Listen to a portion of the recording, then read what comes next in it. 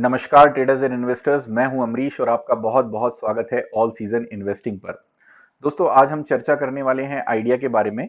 इसका stock analysis करेंगे हम टेक्निकल दृष्टि से और देखने की कोशिश करेंगे ये स्टॉक क्या रिएक्ट कर सकता है आगे आने वाले समय में।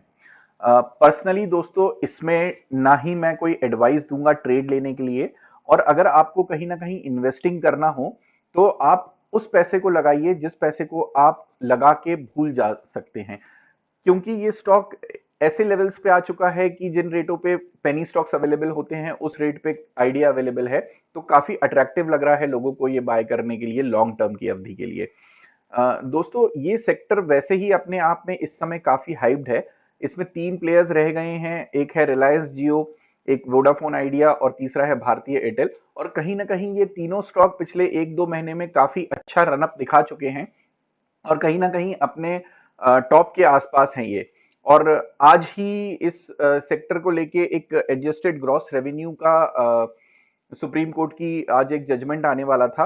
अभी जितना जजमेंट आया है, जो नोटिफिकेशंस आ रहे हैं, जिस पहले न्यूज के बेसिस पे हमें पता चल रहा है कि इसमें इन टेलीकॉम सेक्टर्स के प्लेयर को कहीं राहत नहीं दी गई है। और ये बोला गया है कि आप, ये पूछा गया है सुप्रीम कोर्ट द्वारा कि आप कब तक ये पैसा जमा करवा देंगे गवर्नमेंट को, सरकार को कब तक ये पैसा चुका देंगे, और कब तक आप क्या जब तक आप चुकाते नहीं हैं, क्या आप तब तक के लिए कोई सिक्योरिटी बॉन्ड इशू कर सकते हैं गवर्नमेंट के लिए। तो दोस्तों, ये कुछ खासी अच्छी न्यूज नहीं है सेक्टर के लिए। अ, बहरहाल आज हम ना हम सेक्टर स्पेसिफिक होकर डिस्कशन करेंगे, ना ही हम कोई कोर्ट के डिसीजन के ऊपर कुछ भी अपना फैसला निर्धारित करेंगे स्टॉक को लेके। प्योरली चार्ट के बेसिस पे, क्योंकि मैं सिर्फ चार्ट स्टडी करता हूं।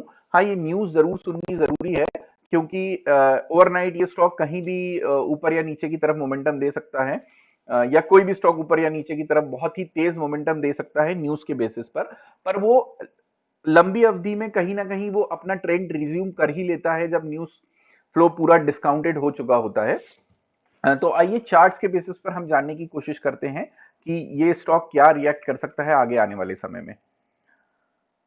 देखिए दोस्तों, ये इसका डेली चार्ट है और इस डेली चार्ट पे, क्योंकि मैं ये समझता हूं इस समय ये स्टॉक को बहुत सारे लोगों ने बाय करके रखा होगा और उन्हें कहीं ना कहीं लग रहा होगा कि वो 12 या 13 रुपए के लेवल के आसपास कहीं ट्रैप हो चुके हैं।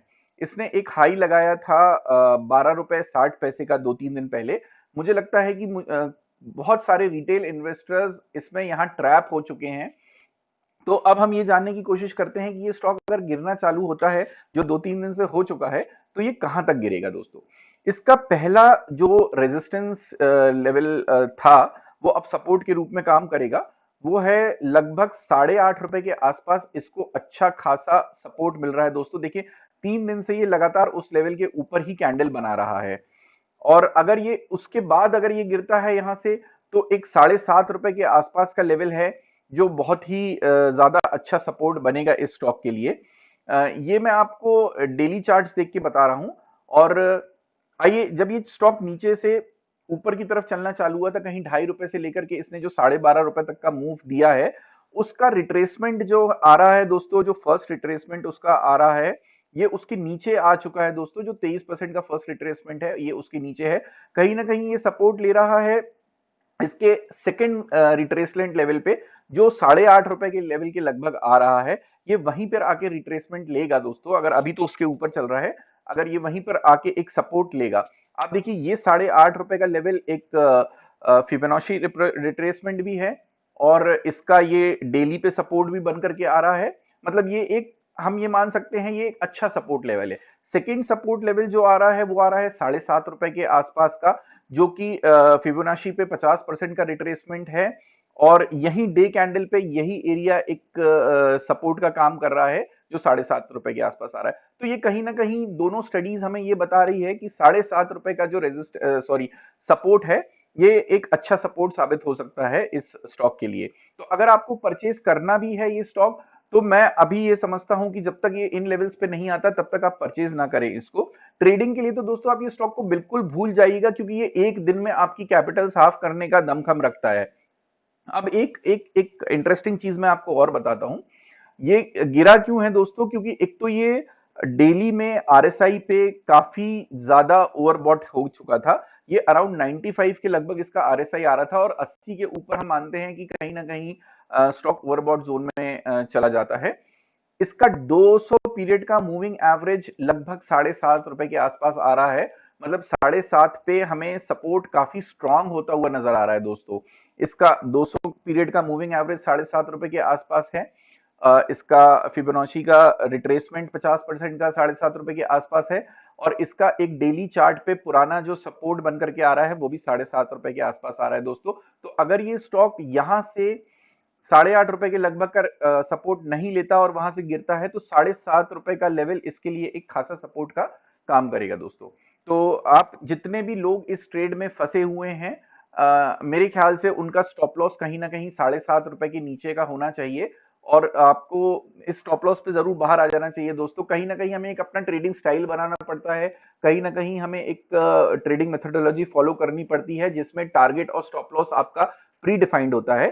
और टारगेट और स्टॉप लॉस हमेशा दोस्तों आप एक आरआर, जिसको हम रिस्क टू रिवॉर्ड बोलते हैं, उसको देखकर ही ट्रेड लेना चाहिए दोस्तों। अगर आप तेजी की तरफ का ट्रेड ले रहे हैं या मंदी की तरफ का ट्रेड ले रहे हैं तो मेरे हिसाब से 1:2 का मिनिमम रिस्क रिवॉर्ड रेशियो रख के ही ट्रेड लीजिए दोस्तों। क्योंकि अगर हमने पैसा खो दिया, हमारे पास अगर हमारी कैपिटल ही नहीं हुई तो फिर हम आगे कैसे ट्रेड लेंगे? क्योंकि इस बिजनेस में आपका रुपया ही सब कुछ है। रुपया ही रुपए को खींच के लाता है और रुपया ही आपका रॉ मटेरियल कह लीजिए या आपका लेबर कह लीजिए या आपका ऑफिस स्टाफ कह लीजिए, जो भी कह लीजिए दोस्तों, ये रुपया ही है। अगर आपके पास रुपया ही नहीं रहेगा, आप वो पूरा रुपया गवा देंगे तो खरीदेंगे क्या फिर उसके बाद? आपके पास माल ही नहीं रहेगा तो आप खरीदेंगे क्या? तो दोस्तों, आप स्टॉप लॉस जरूर लगाइए 7.5 रुपए के थोड़े नीचे के लेवल्स का।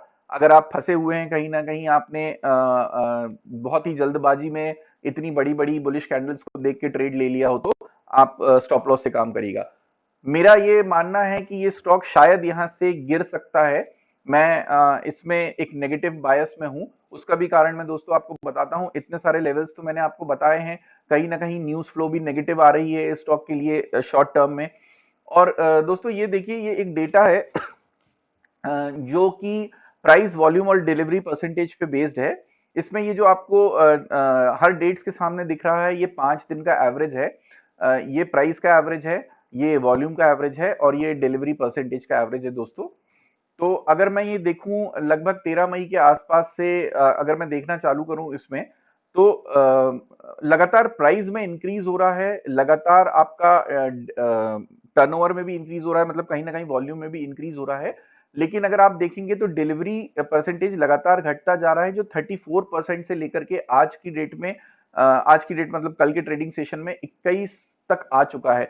तो ये भी इस ओर इशारा कर रहा है कि ये ट्रेड जितने बन रहे हैं ये स्पेक्युलेटिव ट्रेड बन रहे हैं। लोग डे ट्रेडिंग कर रहे हैं और उसके बाद घर लेकर के नहीं जा रहे हैं ये सौदे दोस्तों। मतलब लॉन्ग टर्म इन्वेस्टिंग इसमें अभी नहीं हो रही है, क्योंकि ये स्पेक्युलेटिव मूव दे रहा था, एक बहुत ही अच्छा पैसा बना करके दे रहा था इंट्राडे ट्रेड में या स्विंग ट्रेड में। तो ये एक स्पेक्युलेटिव मूव साबित हो सकता है दोस्तों। ऐसा ही एक एनालिसिस हमने एसबीआई का भी किया था। जो हमारे लेवल्स थे उस पे एसबीआई आके काफी अच्छे से रिएक्ट किया और वो वहीं से वापस लौटा जहां से मैंने आपको वो लेवल दिया हुआ था एक 200 रुपए का। आज भी आप जाके वो चार्ट्स दे सकते हैं। निफ्टी का भी अब मैंने लेवल दिया था, हमने एक टेक्निकल एनालिसिस किया था, उसमें भी मैंने आपको निफ्टी का 10,400 के आसपास का लेवल दिया था। निफ्टी एग्जैक्टली उसी जगह पे आके घूमा है दोस्तों। और आज मुझे कहीं ना कहीं ये लग रहा है कि ये जो आइडिया है का स्टॉक है, ये भी एक नेगेटिव टेरिटरी में आ रहा है शॉर्ट टर्म के लिए। और लॉन्ग टर्म के लिए अगर आप कोई इन्वेस्टमेंट करना चाहते हैं तो फिर वो पैसे को भूल जाइए दोस्तों। हो सकता है ये स्टॉक यहाँ से बहुत एक अच्छी ऊपर की तरफ की चाल आपको आने वाले समय में दिखा दे, क्योंकि सेक्टर बहुत पॉजिटिव है। रिलायंस अपने आप को डेट फ्री करना चाह रहा है। उसने अपना जितना भी लोन बुक था वो जियो से उनका जो मेन ग्रुप है उनका रिलायंस इंडस्ट्रीज उसमें शिफ्ट कर दिया है। और जियो के लिए वो काफी फंड रेजिंग भी कर रहा है और डेट फ्री भी होने की कोशिश कर रहा है, जो 1 साल में हो जाएगा। और काफी हद तक वो सक्सीड भी कर चुका है इस मामले में। इसलिए ये सेक्टर पॉजिटिव है दोस्तों इन सब न्यूज के चलते। और हो सकता है आने वाले समय में दूसरे अच्छे शेयरों के साथ ये भी चल निकले। लेकिन अभी के लिए आप इसमें एक स्टॉप लॉस को कैरी कर लीजिए जो 7.5 रुपए से नीचे का होना चाहिए।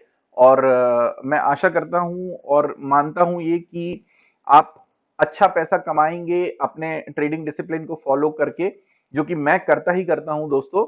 और आज के लिए बस इतना ही।